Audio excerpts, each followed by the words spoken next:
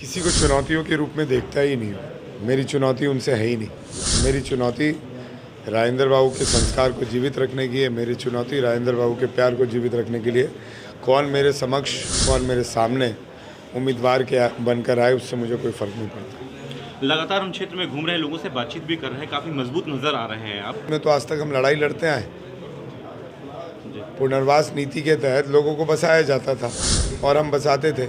अब एमडीयू आ गया है। एमडीयू मोड पर ग्राम सभा की नियम ख़त्म कर दिया गया है। आपको गैर मजरूआ ज़मीन के तहत नौकरी मिलना बंद हो गया है।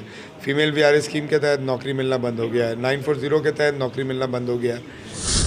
ये तो राज्य सरकार का विषय नहीं है ना, ये केंद्र सरकार का विषय है। मेरा आधा विधानसभा जो है वो अक्वायर्ड ज़मीन पर है, जो केंद्र सरकार के द्वारा एक्वायर्ड है, चाहे वो डीवीसी का एरिया हो, चाहे वो कोल इंडिया का एरिया हो। तो उसी की तो लड़ाई आज तक लड़ते आए। कोल इंडिया में मिनरल प्रोटेक्शन एक्ट के तहत कोयले को निकाल दिया गया है। अब आम कंपनी भी कोयला बेचेगी, उसका दाम भी कोयला का वही तय करेगी और रॉयल्टी देगी कोल इंडिया को। तो फिर महारत्न नवरत्न कंपनी बनाने का मतलब क्या है? कोई मतलब तो है नहीं। कोल इंडिया ने 251 मिलियन टन इंपोर्ट किया है इस साल। जब कोल इंडिया इंपोर्ट करके अपने सीसीएल का प्रॉफिट या कोल इंडिया का प्रॉफिट बताएगा, तो क्या लगता है यहाँ पे बसे हुए 8 किलोमीटर के रेडियस में 1948 पार्लियामेंट्री एक्ट के तहत आप लोगों को सीएसआर में विकास कर पाइएगा? आप उनको मुफ्त का बिजली, पहले कांग्रेस की सरकार थी, हम डीवीसी में मुफ्त बिजली देते थे। आज जाइए बीटीपीएस और सिटीपीएस का एरिया, सब घर में मीटर लग गया। तो ये तो समझने वाली बात है। हिंदुस्तान की जनता यही नहीं समझ पा रही है। सांसद का चुनाव धर्म पर वोटिंग देंगे, विधानसभा का चुनाव जाति पर वोटिंग देंगे और मुखिया का चुनाव गांव पर वोटिंग देंगे। विकास पर कब देंगे, नीतियों पर कब देंगे?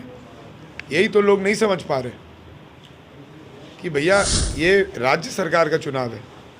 राज्य सरकार में विधायकों का काम देखा जाता है, इंफ्रास्ट्रक्चर डेवलपमेंट देखा जाता है, सरकार की नीतियाँ देखी जाती है। अब राज्य सरकार के चुनाव में आप कोल इंडिया का इल्ज़ाम पर हमें चूज़ करने का आप नहीं करिए। लोगों ने एक्चुअली आपसे जो क्रिया बंद हुई है, उसी की तो लड़ाई लड़ रहे हैं। उसी की लड़ाई हमारी सरकार भी लड़ रही है। लेकिन एक बात बताइए, 9 शेड्यूल में किसी चीज़ को पारित करके भेजने का हक किसका है? केंद्र का, वो गवर्नर का है। जी बिल्कुल।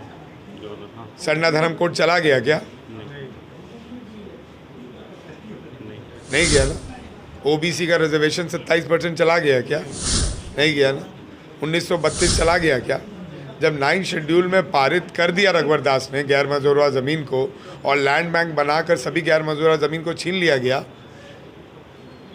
और यही नेता लोग थे जो रघुवर दास का समर्थन दे रहे थे, उस समय कोई क्यों नहीं बात उठाया? जब तक केंद्र में हमारी सरकार नहीं आएगी, हम यहाँ से पारित भी कर देंगे, लेकिन सरना धर्म कोड की तरह फाइल पड़ा रहेगा 4 साल तक। 1932 की तरह 1.5 साल से फाइल पड़ा रहेगा। ओबीसी रिजर्वेशन की तरह 1.5 साल से फाइल पड़ा रहेगा। गवर्नर भेज ही नहीं पा रहे, क्योंकि गवर्नर भी भूल चुके हैं कि वो संवैधानिक पद पर बैठे हुए, कोई भारतीय जनता पार्टी के एजेंट बन के नहीं बैठे हुए। आपके क्षेत्र में असंगठित मजदूरों की हमेशा से करते हैं। अभी आप 5 नंबर धौड़ा में चले जाइए, वहाँ पे 50 लाख की लागत से मैंने स्टेडियम बनाया है और उसमें कोई सरकार का पैसा नहीं लगा, हमारी यूनियन का पैसा लगा है। और उन मज़दूरों के लिए बनाया गया जिन मज़दूरों के बीच में मेरे पिता ने नौकरी की। मेरे पिता साइडिंग मैनेजर के पद पर सबसे पहले कोल इंडिया में आए थे और वहीं उनका ड्यूटी लगा था और वहीं से उन्होंने अपनी राजनीतिक जीवन की शुरुआत की। मैंने बनाया। मज़दूर जानते हैं कि कौन काम कर रहा है, मज़दूर जानते हैं कि किसने विकास किया, और मज़दूर जानते हैं आगे कौन करेगा। यहाँ पे कोई भी आ जाए उससे कोई फ़र्क नहीं पड़ता है। हम 7 बार जीते थे, 8वें बार भी जीतेंगे और भारी मतों से जीतेंगे। धन्यवाद।